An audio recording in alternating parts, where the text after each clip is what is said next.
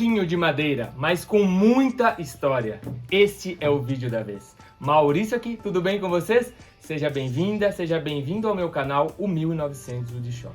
Hoje eu vou contar como eu fiz esse banquinho aqui. Mas, na verdade, ele é inspirado neste outro aqui, tá?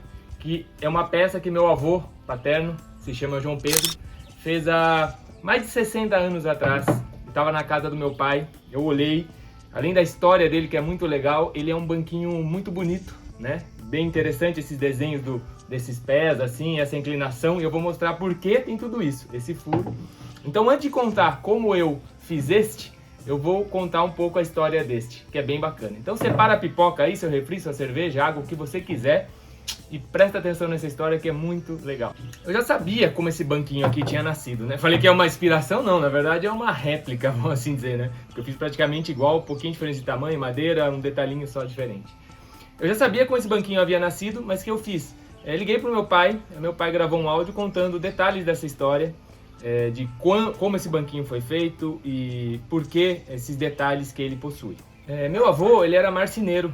E ele trabalhava numa empresa, nessa época, em São Paulo, na Vila Prudente, que é uma história bem bacana também, que a gente vai juntar a história dele com a história também de São Paulo e um pouco do Brasil. E aí, o que acontece? Estavam construindo uma igreja. E meu avô ficava a semana inteira, ele morava no interior de São Paulo e ia para a capital.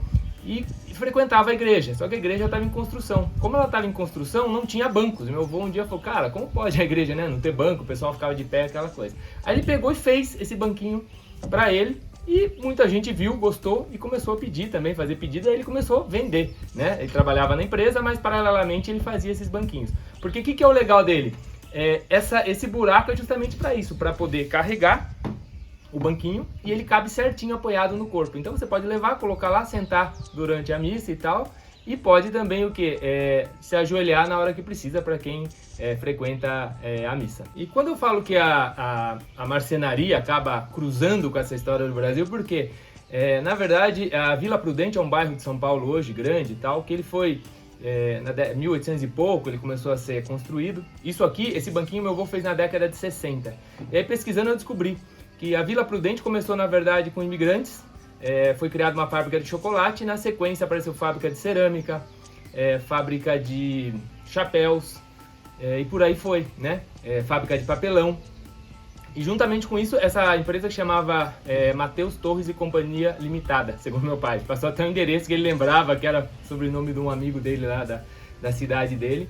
E eu pesquisando na internet é difícil achar, mas eu achei um documento aqui do IBGE.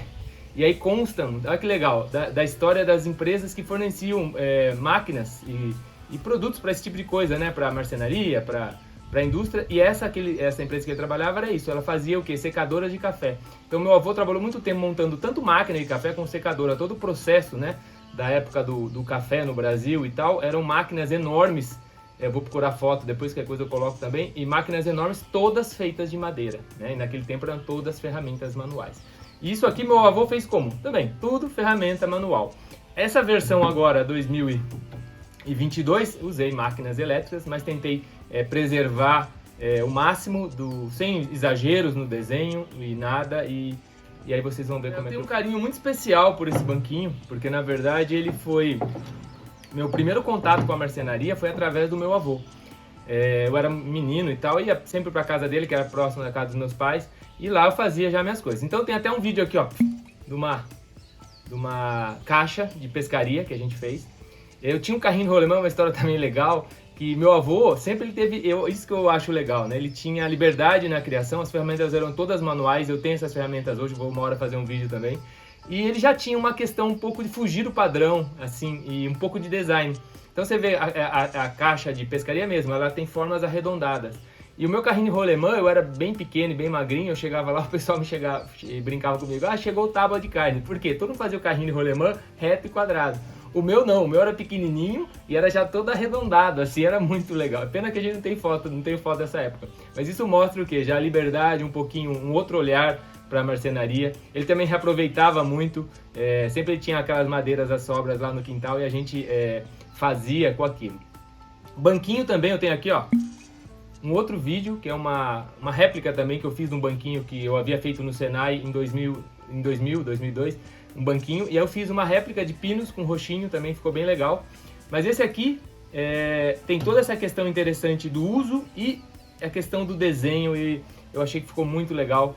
Mas antes de mostrar como eu fiz, já sabe, né? Mete o dedão no like, se inscreve se não for inscrito, compartilha com quem gosta, né? Divide essa história com o pessoal, a história da marcenaria, e parece uma coisa simples, mas vendo como foi feito esse banquinho, a gente tem muitos detalhes aqui. Então a gente tem a questão de ângulo. Aí eu inventei um jeito para colocar parafuso, não é o que eu mais gosto, mas eu coloquei parafuso por quê? Para dar firmeza, e ficou super firme, além de cola. E acabei colando também aqui umas tampinhas, que também eu mostrei como é que eu fiz. Eu ia brincar aqui e colar as tampinhas invertidas, mas acabei esquecendo na hora, já tinha colado uma e não teve jeito. Que eu sou apaixonado por madeira e trabalhos manuais e coisas do tipo, todo mundo já sabe, né? E quando essa peça tem história, como é o caso dessa, e essa agora vai ter a dela também, são mais especiais para mim. Então, o que eu fiz aqui? Vamos agora focar neste que eu fiz. Primeiro, eu escolhi uma madeira muito bonita, que na verdade pesquisei e não descobri qual é. Ela tem duas cores, naturalmente. Então, quando eu fui... Primeira coisa, escolhi a madeira. Quando eu fui cortar para montar aqui, eu tomei cuidado para quê? Para deixar uma continuidade.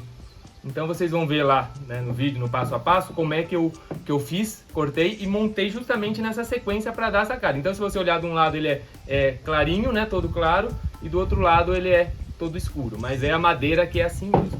Então a gente segue uma sequência como sempre. A escolha da madeira, né, primeiro passo.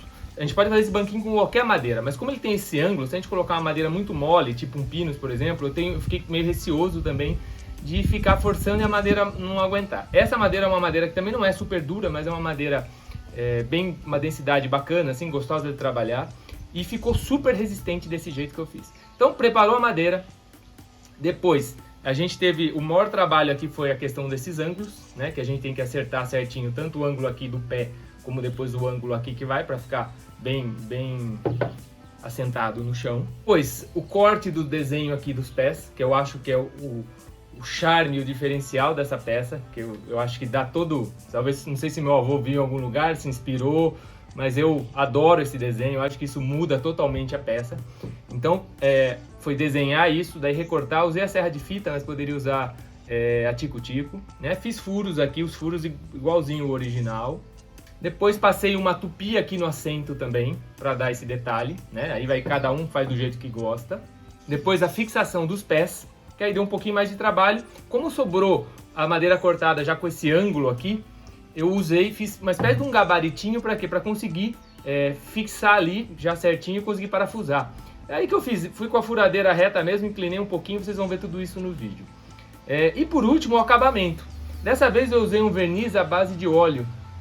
E achei bem bacana o resultado, porque eu não gosto de peça brilhante, que nem aquela ali foi restaurada e ficou, tem a história dela. Mas essa aqui eu optei por quê? Para deixar ela impermeabilizada, protegida, mas de uma maneira discreta, que é o que eu sempre gosto, né? Então eu fiz o quê? Usei esse verniz à base de óleo, que eu achei bem legal, é fácil de aplicar e ficou protegidíssimo, bem bacana também. E o detalhe final, aí depois estava pronto, eu peguei e liguei pro meu pai, pra minha mãe e contando pra eles, né? Mas, como ficou o banquinho, nossa, que lindo! Aí meu pai vira e fala assim, e o furo do meio? Eu esqueci do furo. E o furo é o principal desse banquinho, né? Mas por quê? Fiquei tão concentrado em caprichar no acabamento, nos ângulos e tudo mais, e deixei o furo pra depois. Aí o que acontece? Eu tive que furar depois. Pra furar depois, tive que proteger, porque já tava toda lixada e tal. Mas deu tudo certo. Então é isso. Eu sei que é muita coisa pra falar, muita história. É muito blá blá blá, mas é meu estilo de vídeo, é o que eu gosto de fazer. Hoje os vídeos estão todos rápidos, compactos, tudo acelerado, mas eu gosto de contar um pouquinho a história e gosto de mostrar. Então quem se interessa e gosta desse tipo de vídeo, já sabe qual é o meu estilo, vai assistir. Por isso pode mandar comentário, pode mandar pergunta, e é isso, tá bom? Então bora assistir. Parece uma peça simples, mas tem muitos detalhes e muitas etapas para ficar com esse resultado bacana no final. Então assiste tudo até o finalzinho, que vale a pena, é legal de ver. E é isso. Bora lá!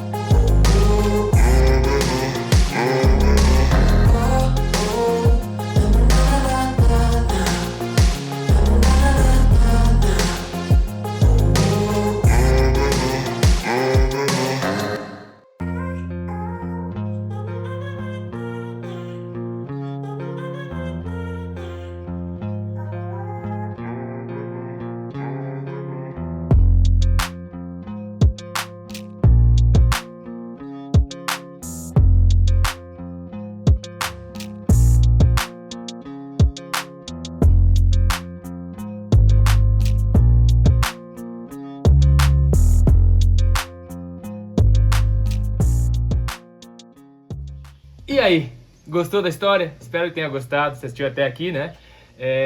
Muita história aí e mostra como a marcenaria, o trabalho manual e às vezes as necessidades que a gente vai encontrando no dia a dia acabam virando história. Então é legal conhecer, eu adoro reviver e repensar, né, como era tempo atrás. Isso é muito importante para mim. Eu acho que é importante também para a gente pensar agora para o que a gente vai deixar lá para frente. Então a marcenaria é isso, capricho, né, cuidado, respeito pela madeira, é isso, tá bom? Então, ó, muito obrigado mais uma vez e a gente se vê. Até o próximo vídeo.